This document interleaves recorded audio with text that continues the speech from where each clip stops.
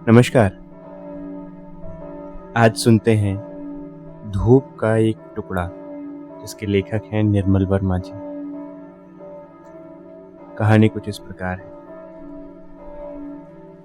क्या मैं इस बेंच पर बैठ सकती हूँ? नहीं, आप उठिए नहीं, मेरे लिए ये कोना ही काफी है। आप शायद हैरान होंगे कि मैं दूसरी बेंच पर क्यों नहीं जाती। इतना बड़ा पार्क, चारों तरफ खाली बेंचे, मैं आपके पास ही क्यों धंसना चाहती हूँ? आप बुरा ना माने तो एक बात कहूँ, जिस बेंच पर आप बैठे हैं वो मेरी है। जी हाँ, मैं यहाँ रोज बैठती हूँ। नहीं, आप गलत ना समझें, इस बेंच पर मेरा कोई नाम नहीं लिखा है। भला म्युनिसिपैलिटी की बेंचों पर नाम कैसा? लोग आते हैं, घड़ी दो घड़ी बैठते हैं, फिर चले जाते हैं। किसी को याद भी नहीं रहता कि फला दिन फला आदमी यहाँ बैठा था। उसके जाने के बाद बेंच पहले की तरह ही खाली हो जाती है। जब कुछ देर बाद कोई नया आगंतुक आकर उस पर बैठता है तो उसे पता भी नहीं चलता कि उससे पहले वहाँ कोई स्कूल की बच्ची या अकेली बुढ़िया या नशे में धुत जिप्सी बैठा होगा।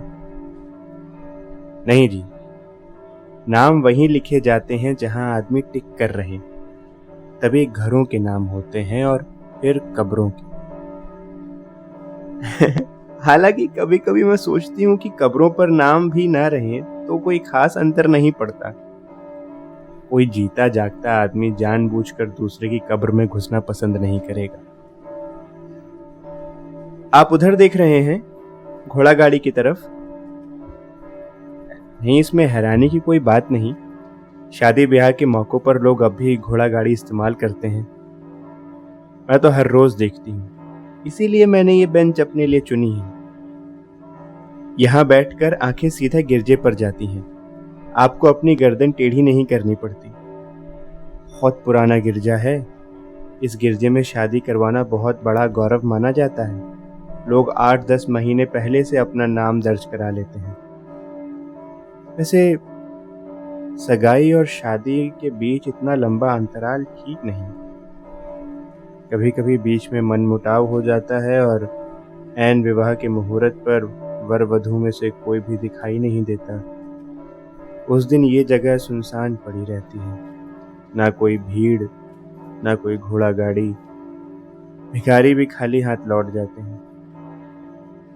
ऐसे ही एक दिन मैंने सामने वाली बेंच पर एक लड़की को देखा था। अकेली बैठी थी और सूनी आंखों से गिरजे को देख रही थी। पार्क में यही एक मुश्किल है, इतने खुले में सब अपने अपने में बंद बैठे रहते हैं। आप किसी के पास जाकर सांत्वना के 2 शब्द भी नहीं कह सकते। आप दूसरों को देखते हैं, दूसरे आप। शायद इससे भी कोई तसल्ली मिलती होगी। यही कारण है, अकेले कमरे में जब तकलीफ दुश्वार हो जाती है तो अक्सर लोग बाहर चले आते हैं। सड़कों पर, पब्लिक पार्क्स में, किसी पब में। वहां आपको कोई तसल्ली ना भी दे तो भी आपका दुख एक जगह से मुड़कर दूसरी तरफ करवट ले लेता है। इससे तकलीफ का बोझ कम नहीं होता, लेकिन आप उसे कुली के सामान की तरह एक कंधे से उठाकर दूसरे कंधे पर रख देते हैं। ये क्या कम राहत है? मैं तो ऐसा ही करती हूँ। सुबह से ही अपने कमरे से बाहर निकल आती हूँ। नहीं, आप गलत न समझें, मुझे कोई तकलीफ नहीं। मैं धूप की खातिर यहाँ आती हूँ। आपने देखा होगा, सारे पार्क में सिर्फ यही एक बेंच है जो पेड़ के नीचे नहीं है। इस बेंच पर एक पत्ता भी नहीं झरता। फिर इसका एक बड़ा फायदा यह भी है कि यहाँ से सीधे गिरजे की तरफ देख सकती हूँ। लेकिन ये शायद मैं आपसे पहले बता चुकी हूँ। आप सचमुच सौभाग्यशाली हैं। पहले दिन यहाँ आए और सामने घोड़ा गाड़ी। आप देखते रहिए, कुछ ही देर में गिरजे के सामने छोटी सी भीड़ जमा हो जाएगी। उनमें से ज्यादातर लोग ऐसे होते हैं जो न वर को जानते हैं न वधू को। लेकिन एक झलक पाने के लिए घंटों बाहर खड़े रहते हैं। आपके बारे में मुझे मालूम नहीं, लेकिन कुछ चीजों को देखने की उत्सुकता जीवन भर खत्म नहीं होती। अब देखिए, आप इस पेलेम्बुलेटर के आगे बैठे थे। पहली इच्छा ये हुई, झांक कर भीतर देखूं, जैसे आपका बच्चा औरों से अलग होगा। अलग होता नहीं।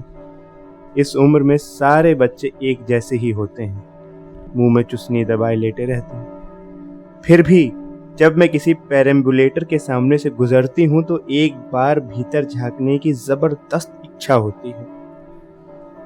मुझे ये सोचकर काफी हैरानी होती है कि जो चीजें हमेशा एक जैसी रहती हैं, उनसे उबने के बजाय आदमी सबसे ज्यादा उन्हीं को देखना चाहता है। जैसे प्राम में लेटे बच्चे, या नव विवाहित जोड़े की घोड़ा गाड़ी, या मुर्दे की अर्थी। आपने देखा होगा, ऐसी चीजों के इर्द गिर्द हमेशा भीड़ जमा हो जाती है। अपना बस हो या ना हो, पांव खुद ब खुद उनके पास खींचे चले आते हैं। मुझे कभी कभी ये सोचकर बड़ा अचरज होता है कि जो चीजें हमें अपनी जिंदगी को पकड़ने में मदद देती हैं, वो चीजें हमारी पकड़ से बाहर हैं। हम ना उनके बारे में कुछ सोच सकते हैं, ना किसी दूसरे को बता सकते हैं। मैं आपसे पूछती हूँ, क्या आप अपनी जन्म की घड़ी के बारे में कुछ याद कर सकते हैं? या अपनी मौत के बारे में किसी को कुछ बता सकते हैं? या अपने विवाह के अनुभव को हूबहू अपने भीतर दोहरा सकते हैं? आप हंस रहे हैं? नहीं, मेरा मतलब कुछ और था। कौन ऐसा आदमी है जो अपने विवाह के अनुभव को याद नहीं कर सकता? मैंने सुना है कुछ ऐसे देश हैं जहां जब तक लोग नशे में धुत नहीं हो जाते, तब तक विवाह करने का फैसला नहीं लेते, और बाद में उन्हें उसके बारे में कुछ याद नहीं रहता। नहीं जी, मेरा मतलब ऐसे अनुभव से नहीं था। मेरा मतलब था, क्या आप उस क्षण को याद कर सकते हैं जब आप एकाएक ये फैसला कर लेते हैं कि आप अलग न रहकर किसी दूसरे के साथ रहेंगे जिंदगी भर? मेरा मतलब है, क्या आप सही सही उस बिंदु पर उंगली रख सकते हैं जब आप अपने भीतर के अकेलेपन को थोड़ा सा सरका कर किसी दूसरे को वहां आने देते हैं? जी हाँ, उसी तरह जैसे कुछ देर पहले आपने थोड़ा सा सरक कर मुझे बेंच पर आने दिया था, और अब मैं आपसे ऐसे बातें कर रही हूं मानो आपको बरसों से जानती हूं।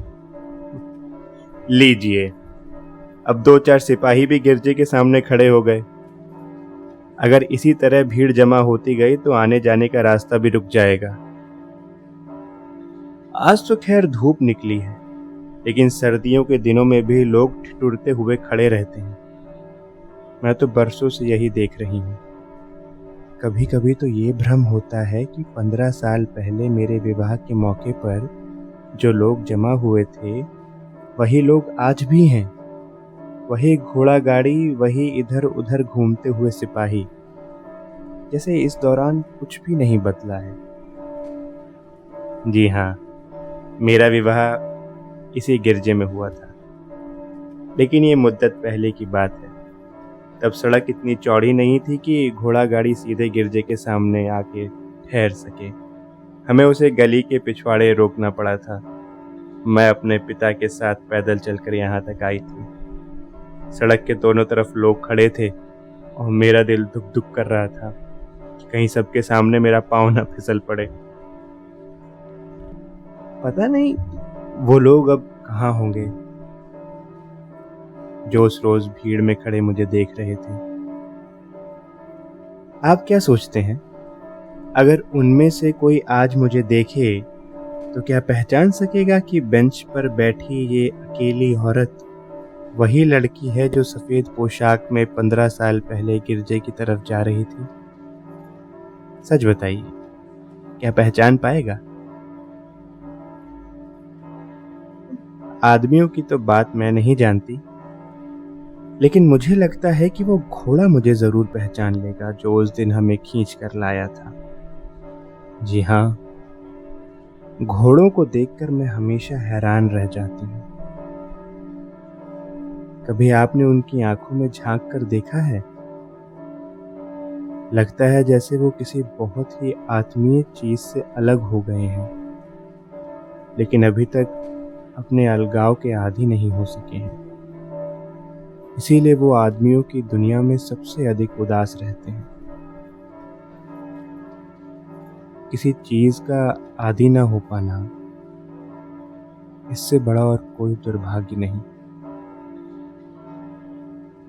वो लोग जो आखिरी तक आदी नहीं हो पाते या तो घोड़ों की तरह उदासीन हो जाते हैं, या मेरी तरह धूप के एक टुकड़े की खोज में एक बेंच से दूसरी बेंच का चक्कर लगाते रहते हैं। क्या कहा आपने? नहीं, आपने शायद मुझे गलत समझ लिया। मेरा कोई बच्चा नहीं, ये मेरा सौभाग्य है। बच्चा होता तो शायद मैं कभी अलग नहीं हो पाती। आपने देखा होगा, आदमी और औरत में प्यार ना भी रहे तो भी बच्चे की खातिर एक दूसरे के साथ जुड़े रहते हैं। मेरे साथ कभी ऐसी रुकावट नहीं रही। इस लिहाज से मैं बहुत सुखी हूँ। अगर सुख का मतलब है कि हम अपने अकेलेपन को खुद चुन सकें, लेकिन चुनाव एक बात है, आदी हो सकना बिल्कुल दूसरी बात है। जब शाम को धूप मिटने लगती है तो मैं अपने कमरे में चली जाती हूँ, लेकिन जाने से पहले मैं कुछ देर उस पब में जरूर बैठती हूँ जहां वो मेरी प्रतीक्षा करता था। जानते हैं उस पब का नाम? बोनापार्ट। जी हाँ, कहते हैं जब नेपोलियन पहली बार इस शहर में आया तो उस पब में बैठा था, लेकिन उन दिनों मुझे इसका कुछ पता नहीं था। जब पहली बार उसने मुझसे कहा कि हम बोनापार्ट के सामने मिलेंगे, तो मैं सारी शाम शहर के दूसरे सिरे पर खड़ी रही जहां नेपोलियन घोड़े पर बैठा है। आपने कभी अपनी पहली डेट इस तरह गुजारी है कि आप सारी शाम पब के सामने खड़े रहें और आपकी मंगेतर पब्लिक स्टैच्यू के नीचे? बाद में जो उसका शौक था वो मेरी आदत बन गई। हम दोनों हर शाम कभी उस जगह जाते जहां मुझे मिलने से पहले वो बैठता था, या उस शहर के उन इलाकों में घूमने निकल जाते जहां मैंने बचपन गुजारा था। यह आपको कुछ अजीब नहीं लगता कि जब हम किसी व्यक्ति को बहुत चाहने लगते हैं तो न केवल वर्तमान में उसके साथ रहना चाहते हैं, बल्कि उसके अतीत को भी निगलना चाहते हैं? जब वो हमारे साथ नहीं था, हम इतने लालची और ईर्ष्यालु हो जाते हैं कि हमें ये सोचना भी असहनीय लगता है कि कभी ऐसा समय रहा होगा जब वो हमारे बगैर जीता था, प्यार करता था, सोता जागता था। फिर अगर कुछ साल उसी एक आदमी के साथ गुजार दें तो ये कहना भी असंभव हो जाता है कि कौन सी आदत आपकी अपनी है और कौन सी आपने दूसरे से चुराई है। जी हाँ, ताश के पत्तों की तरह वो इस तरह आप में घुल मिल जाती है कि आप किसी एक पत्ते को उठाकर कह नहीं सकते कि ये पत्ता मेरा है और वो पत्ता उसका। देखिए, कभी कभी मैं सोचती हूँ कि मरने से पहले हम में से हर एक को ये छूट मिलनी चाहिए कि हम अपनी चीर फाड़ करके खुद देख सकें, अपने अतीत की तहों को प्याज के छिलकों की तरह एक एक करके उतारते जाएं। आपको हैरानी होगी कि सब लोग अपना अपना हिस्सा लेने आ पहुंचेंगे। माँ, बाप, दोस्त, पति, सारे छिलके दूसरों के। आखिर की सूखी डंठल आपके हाथ में रह जाएगी, जो किसी काम की नहीं, जिसे मृत्यु के बाद जला दिया जाता है या मिट्टी के नीचे दफना दिया जाता है। देखिए, अक्सर कहा जाता है कि हर आदमी अकेले मरता है। मैं ये नहीं मानती। वो उन सब लोगों के साथ मरता है जो उसके भीतर थे, जिनसे वो लड़ता था या प्रेम करता था। वो अपने भीतर पूरी एक दुनिया लेकर जाता है। इसीलिए हमें दूसरों के मरने पर जो दुख होता है वो थोड़ा बहुत स्वार्थी किस्म का दुख है, क्योंकि हमें लगता है कि इसके साथ हमारा एक हिस्सा हमेशा के लिए खत्म हो गया। अरे देखिए, वो जाग गया। जरा पेरेम्बुलेटर हिलाइए, धीरे धीरे हिलाते जाइए, अपने आप चुप हो जाएगा। मुंह में चुस्नी इस तरह दबाकर लेटा है जैसे छोटा मोटा सिगार हो। देखिए कैसे ऊपर बादलों की तरफ टुकुर टुकुर ताक रहा है। मैं जब छोटी थी तब लकड़ी लेकर बादलों की तरफ इस तरह घुमाती थी जैसे वो मेरे इशारों पर ही आकाश में चल रहे हों। आप क्या सोचते हैं, बच्चे इस उम्र में जो कुछ देखते हैं या सुनते हैं वो क्या बाद में उन्हें याद रहता है? रहता जरूर होगा। कोई आवाज, कोई झलक या कोई आहट, जिसे बड़े होकर हम उम्र के जाल में खो देते हैं। लेकिन किसी अनजाने मौके पर जरा सा इशारा पाते ही हमें लगता है कि इस आवाज को तो कहीं सुना है। ये घटना या ऐसी ही कोई घटना पहले भी कभी हुई है। और फिर उसके साथ साथ बहुत सी चीजें अपने आप खुलने लगती हैं जो हमारे भीतर अरसे से जमा थी, लेकिन रोजमर्रा की दौड़ धूप में जिनकी तरफ हमारा ध्यान जाता नहीं, लेकिन वो वहां हैं, घात लगाए कोने में खड़ी रहती हैं, मौके की तलाश में। और फिर किसी घड़ी सड़क पर चलते हुए या ट्राम की प्रतीक्षा करते हुए या रात को सोने और जागने के बीच वो अचानक आपको पकड़ लेती हैं, और तब आप कितना ही हाथ पैर क्यों ना मारें, कितना ही क्यों ना छटपटाएं, वो आपको छोड़ती नहीं। मेरे साथ एक रात ऐसा ही हुआ था।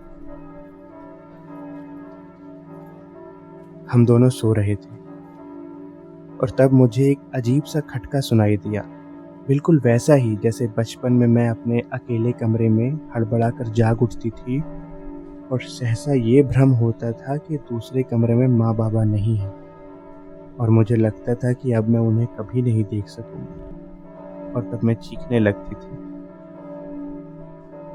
लेकिन उस रात मैं चीखे चिल्लाई नहीं। मैं बिस्तर से उठकर देहरी तक आई, दरवाजा खोलकर बाहर झांका, बाहर कोई न था। वापस लौटकर उसकी तरफ देखा, वो दीवार की तरफ मुंह मोड़कर सो रहा था, जैसे वो हर रात सोता था। उसे कुछ भी सुनाई नहीं दिया था। तब मुझे पता चला कि वो खटका कहीं बाहर नहीं, मेरे भीतर हुआ था। नहीं, मेरे भीतर भी नहीं, अंधेरे में एक चमगादड़ की तरह वो मुझे छूता हुआ निकल गया था, न बाहर न भीतर, फिर भी चारों तरफ फड़फड़ाता हुआ। मैं पलंग पर आकर बैठ गई जहां वो लेटा था, और धीरे धीरे उसकी देह को छूने लगी, उसकी देह के उन सब कोनों को छूने लगी जो एक जमाने में मुझे तसल्ली देते थे। मुझे ये अजीब सा लगा कि मैं उसे छू रही हूं और मेरे हाथ खाली के खाली वापस लौट आते हैं।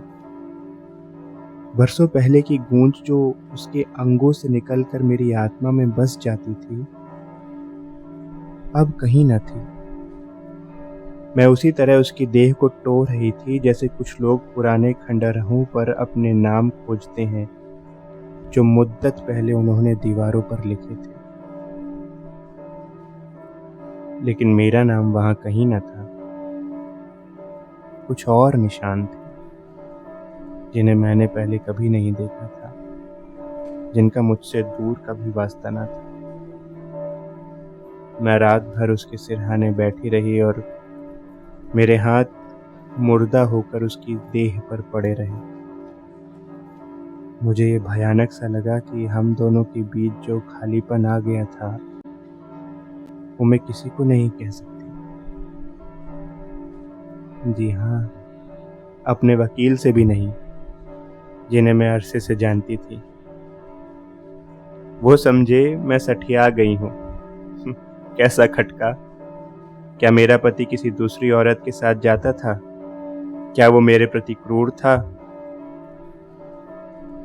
उन्होंने प्रश्नों की झड़ी लगा दी और मैं थी कि एक इडियट की तरह उनका मुंह ताकती रही। और तब मुझे पहली बार पता चला कि अलग होने के लिए कोर्ट कचहरी जाना जरूरी नहीं है।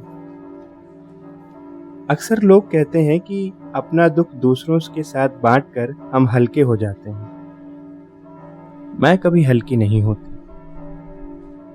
नहीं जी, लोग दुख नहीं बांटते, सिर्फ फैसला करते हैं कौन दोषी है कौन निर्दोष। मुश्किल ये है जो एक व्यक्ति आपकी दुखती रग को सही सही पहचान सकता है, उसी से हम अलग हो जाते हैं। इसीलिए मैं अपने मोहल्ले को छोड़कर शहर के इस इलाके में आ गई। यहाँ मुझे कोई नहीं जानता। यहाँ मुझे देखकर कोई ये नहीं कहता कि देखो, ये औरत अपने पति के साथ 8 वर्ष रही और फिर अलग हो गई। पहले जब कोई इस तरह की बात करता था, मैं बीच सड़क पर खड़ी हो जाती थी। इच्छा होती थी कि लोगों को पकड़कर शुरू से आखिर तक सब बताऊं। कैसे हम पहली शाम अलग अलग एक दूसरे की प्रतीक्षा करते रहे, वो पब के सामने में मूर्ति के नीचे। कैसे उसने पहली बार मुझे पेड़ के तने से सटाकर चूमा था। कैसे मैंने पहली बार डरते डरते उसके बालों को छुआ था। जी हाँ, मुझे ये लगता था कि जब तक मैं उन्हें ये सच नहीं बता दूंगी तब तक उस रात के बारे में कुछ नहीं कह सकूंगी। जब पहली बार मेरे भीतर खटका हुआ था और बरसों बाद ये इच्छा हुई थी कि मैं दूसरे कमरे में भाग जाऊं जहां मेरे माँ बाप सोते थे, लेकिन वो कमरा खाली था।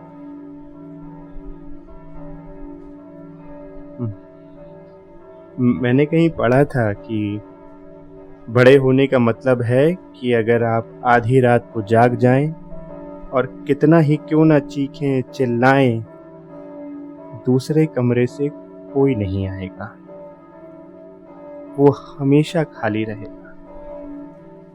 देखिए, उस रात के बाद दूसरे दिन मैं सारे शहर में अकेली घूमती रही और किसी ने मेरी तरफ देखा भी नहीं। लेकिन एक बात मुझे अभी तक समझ में नहीं आती। भूचाल या बमबारी की खबरें अखबार में छपती हैं, दूसरे दिन सबको पता चल जाता है कि जहां बच्चों का स्कूल था वहां खंडहर है, जहां खंडहर थे वहां उड़ती धूल। लेकिन जब लोगों के साथ ऐसा होता है तो किसी को कोई खबर नहीं होती।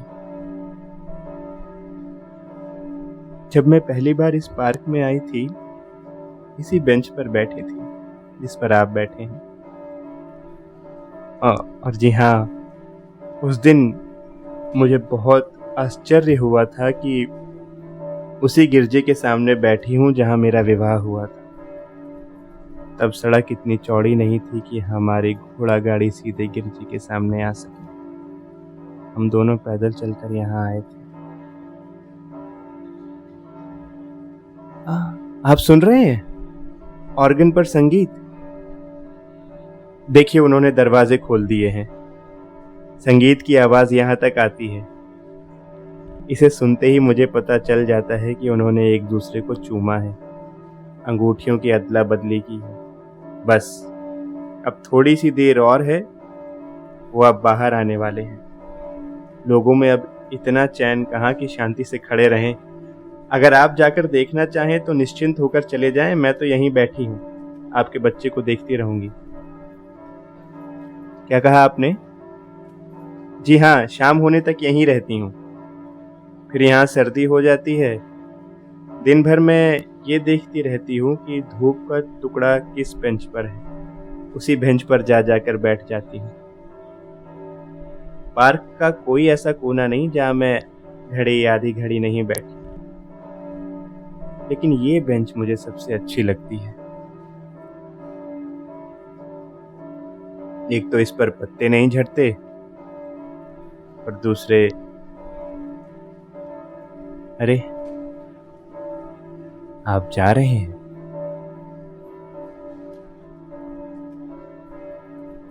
तो ये थी कहानी धूप का एक टुकड़ा।